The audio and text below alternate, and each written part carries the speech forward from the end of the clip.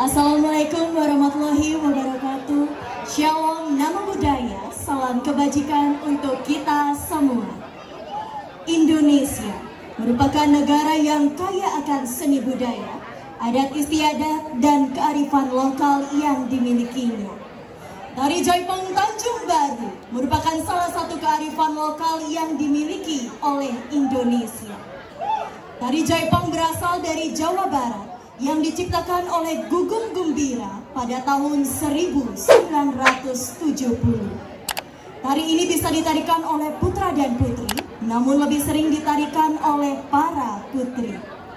Tarian ini menampilkan gerakan energik dan dinamis yang memadukan elemen pencaksilat dan tari Sunda.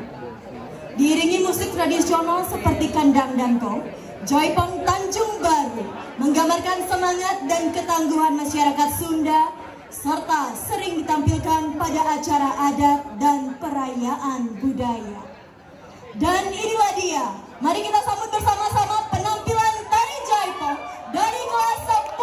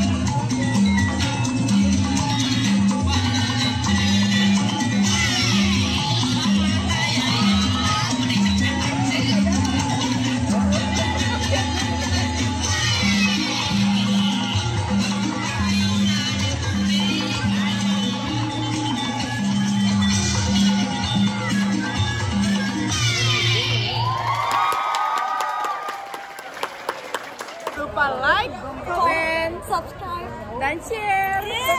Guys.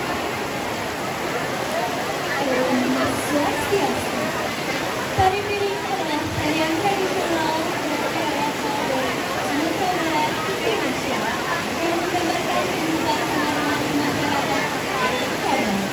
Tarian ini berbasis tegas yang memegang prinsip kecepatan dan mengajar dengan gerakan yang akurat dan dinamis. Gerakan tari ini melakukan semangat dan kesediaan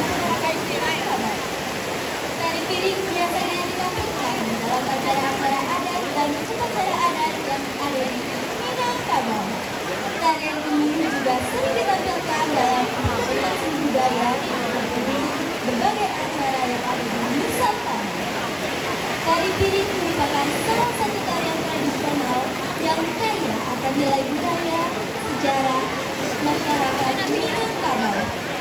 Dengan mementaskan tarian ini, kami berharap kita sebagai generasi muda bisa dan selalu melestarikan budaya yang ada di Indonesia. Bukan hanya budaya di daerah lokal saja, tetapi seluruh daerah Nusantara. Maka dengan ini, kami dari kelas 10-2 akan menampilkan pementasan yang bertemakan kearifan lokal Nusantara. Dengan ini, kami persembahkan Tari Piring Sumatera Barat.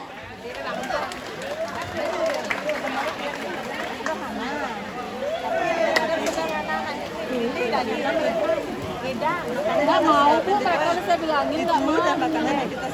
Saya tanya. Video jangan. Mari video.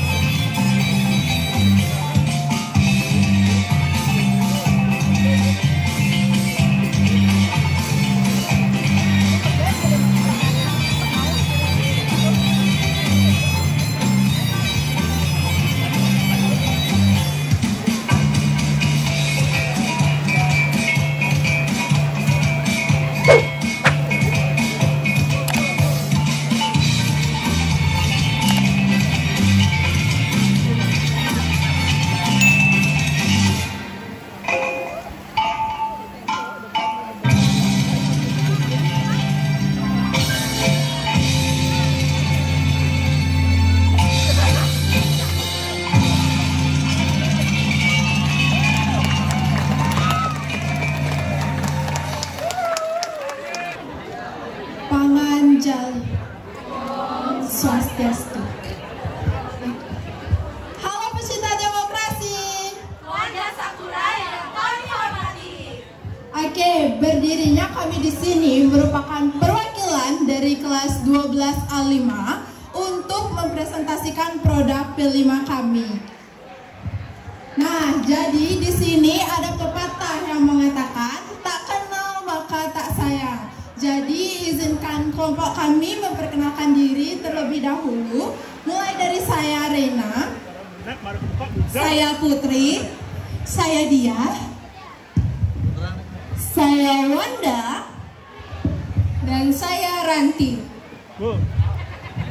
Oke, mungkin di sini pada banyak yang nanya nih, kenapa sih kelompok kami memilih diorama sebagai produk P5 kami? Jadi alasan kami ini cukup singkat teman-teman. Kami itu ingin mengilustrasikan dan memberi gambaran visual kepada kalian semua yang melihat diorama kami tentang proses pilkada itu berlangsung. Nah teman-teman, sebelum itu kalian tadi ada dengar nggak sih satu kata, yaitu pilkada. Kalian tahu nggak sih pilkada itu apa? Oke, pilkada adalah singkatan dari pemilihan kepala daerah. Pilkada adalah proses demokrasi yang digunakan untuk memilih kepala daerah seperti gubernur, bupati, wali kota, beserta wakil-wakilnya. Pilkada dilaksanakan secara langsung oleh rakyat dengan aturan-aturan yang berlaku di setiap daerahnya. Pilkada dilaksanakan secara periodik untuk memberikan kesempatan kepada rakyat untuk memilih pemimpin berdasarkan pilihannya sendiri. Pilkada memiliki beberapa tujuan dalam rangka mewujudkan pemerintahan yang demokratis dan efektif. Yang pertama, sebagai partisipasi politik rakyat Indonesia. Yang kedua, untuk menjamin hak politik dan sosial di Indonesia. Yang ketiga, yaitu untuk menjaga kestabilan politik dan sosial yang ada di Indonesia. Nah, oke teman-teman, udah dijelasin nih sama teman aku yang cantik tadi tentang apa itu pilkada, tujuan pilkada, dan siapa saja yang kita pilih dalam pilkada. Nah, kita lanjut ke diorama aku. Di diorama kelompok kami itu ada dua sisi, di mana di sisi yang di sebelah kanan, sisi pertama ini pada fase atau masa kampanye atau orasi yang dibarengi dengan serangan fajar. Jadi di sisi ini bakalan lebih detail dan lebih lengkap dijelasin sama teman aku yang cantik juga. Nah, teman-teman, kita bisa lihat di sini diorama kami ya di sisi yang kampanye ini. Nah, seperti yang kalian tahu, kalian pasti udah nggak asing lagi sama kata serangan fajar. Nah, kalian tahu nggak sih apa itu kata serangan fajar? Nah, serangan fajar itu bukan fajar yang diserang ya teman-teman, tapi serangan fajar itu adalah istilah yang digunakan untuk menyebutkan tindakan pemberian uang ataupun barang kepada masyarakat, khususnya di pagi hari sebelum pemilu ataupun pilkada. Nah, tujuannya apa sih? Nah, tujuannya itu pastinya untuk memengaruhi pilihan masyarakat agar mendukung kandidat tersebut. Nah, dilihat di sini, di atas panggung ini ada seorang kandidat yang melakukan kampanye ataupun orasinya. Nah, kandidat ini tidak hanya menyampaikan tentang program-program kerjanya, tetapi ada maksud lain di balik itu. Dengan memberikan sejumlah uang tunai dan berkata, mau uang, pilih saya. Nah, kata-kata itu digunakan oleh kandidat tersebut untuk memengaruhi masyarakat agar memilih dirinya saat pemilihan umum. Nah, ini merupakan salah satu contoh dari serangan fajar ya teman-teman.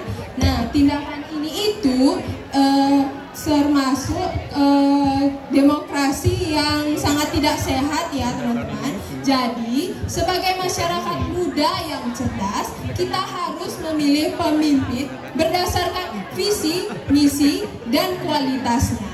Tidak hanya sekedar memilih karena ada keuntungan pribadi yang ditawarkan. Sekian. Jangan lupa subscribe, like, komen, dan share. Nah teman-teman, udah dijelasin nih di sisi yang di sebelah kanan sama teman aku yang cantik. Selanjutnya kita ke sisi sebelahnya. Di sisi yang sebelah kiri ini merupakan gimana sih proses terjadinya pilkada itu pada saat kita memilih. Sebelum itu pasti ada syarat-syarat yang berlaku sebelum kita memilih saat pilkada. Dijelasin lebih jelas sama teman aku juga. Nah, oke, selanjutnya. Nah, sebelum kita melakukan proses pemungutan suara, kita harus tahu dulu apa sih syarat-syarat yang diperlukan untuk menjadi pemilih di pilkada. Nah, buat teman-teman yang udah berusia 17 tahun dan sudah memiliki KTP, pasti pada tanggal 27 November kemarin sudah menggunakan hak pilihnya dalam memilih gubernur dan wakil gubernur serta bupati dan wakil bupatinya kan. Nah, apa saja sih syarat-syarat yang diperlukan untuk menjadi pemilih di pilkada? Yang pertama, berusia 17 tahun atau lebih, di mana pemilih itu minimal harus berusia 17 tahun pada saat hari pemilihan sedang berlangsung. Yang kedua, itu sudah kawin atau sudah pernah kawin. Jika pemilih masih berusia di bawah 17 tahun, tapi jika dia sudah pernah kawin atau sudah pernah kawin, itu diperbolehkan menggunakan hak suaranya di pilkada. Yang ketiga, hak suaranya tidak dicabut. Yang keempat, berdomisili di Negara Kesatuan Republik Indonesia atau NKRI. Yang kelima, jika berdomisili di luar negeri, maka dibuktikan dengan EKTP, paspor, atau surat pelaksana paspor. Nah, yang keenam, tidak sedang menjadi prajurit Tentara Nasional Indonesia atau menjadi anggota Kepolisian Republik Indonesia. Mengapa begitu teman-teman? Karena TNI dan Polri itu merupakan institusi negara yang bersifat netral, di mana mereka tidak diizinkan untuk memihak partai politik, kandidat, maupun kepentingan politik tertentu agar mereka dapat menjalankan tugas mereka secara profesional. Nah, mungkin itu dia untuk syarat-syarat menjadi pemilih di pilkada. Untuk selanjutnya, proses pemilihan pilkada ini akan dilanjutkan oleh teman saya Putri. Nah, selanjutnya saya akan menjelaskan tentang tata cara pemungutan suara pilkada yang terjadi di TPS. Yang pertama adalah pemilih datang dengan membawa surat undangan pilkada dan memverifikasi data diri menggunakan KTP atau kartu keluarga. Setelah melakukan verifikasi, pemilih akan diberikan surat suara dan memasuki bilik suara untuk melakukan pencoblosan terhadap calon pasangan gubernur, bupati, atau wali kota yang dipilih pemilih secara rahasia. Setelah melakukan pencoblosan, surat suara akan dimasukkan ke dalam kotak suara dan pemilih akan mencelupkan jarinya ke dalam tinta sebagai tanda bahwa pemilih sudah memberikan suaranya. Setelah pilkada selesai, akan dilakukan perhitungan surat suara. Nah, segitu dulu penjelasanku tentang pemungutan suara yang terjadi di pilkada. Nah, itu dia teman-teman semua. Kalian pasti sekarang udah tahu apa isi dari diorama kami, yaitu Suara Demokrasi. Nah, kami ucapkan terima kasih banyak pada teman-teman karena sudah menyimak penjelasan dari kami. Kami harap apa yang kami sampaikan kepada kalian semua bisa bermanfaat kepada kalian. Nah, kita sebelum akhiri, kita ada slogan nih ya buat teman-teman. Nah, aku bakal ngomong salam demokrasi, nanti kalian jawab pilihan kita menentukan masa depan. Gimana? Udah siap? Oke. Kita mulai ya.